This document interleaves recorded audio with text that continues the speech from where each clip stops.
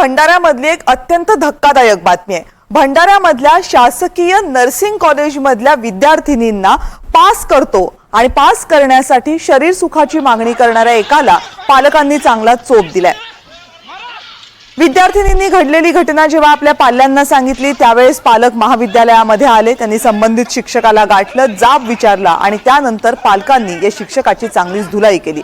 5 ते 6 मुलींच्या व्हॉट्सअपवर मेसेज करून या शिक्षकानं शरीर सुखाची मागणी केली। इतकंच नाही तर मुलींसोबत अश्लील वर्तन तो करत असल्याचं आज पालकांनी महाविद्यालयामध्ये सांगितलं। भंडारा पोलिसांनी घटनास्थळी दाखल होत आरोपी शिक्षकाला अटक केली आहे आणि या संदर्भात जिल्हा शल्य चिकित्सक यांनी शिक्षकाच्या खोलीला सील केले।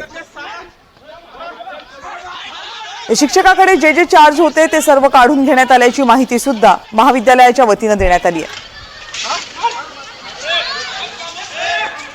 आपले प्रतिनिधी तेजस मोहतुरे या सगळ्या प्रकरणासंदर्भातली आणखीन माहिती आपल्याला देतील। तेजस, नेमकं काय घडलं या महाविद्यालयामध्ये आणि पोलिसांची कारवाई काय आहे या प्रकरणातली?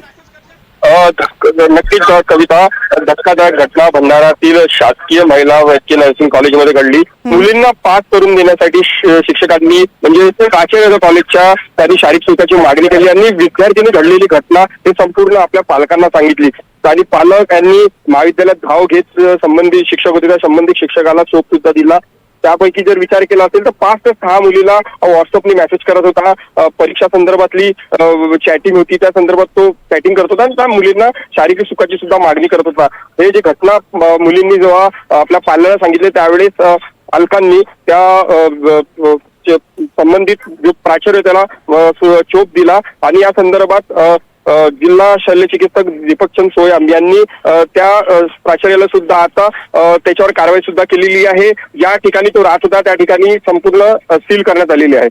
कविता, धन्यवाद तेजस, तुम्ही दिलेल्या या माहितीबद्दल।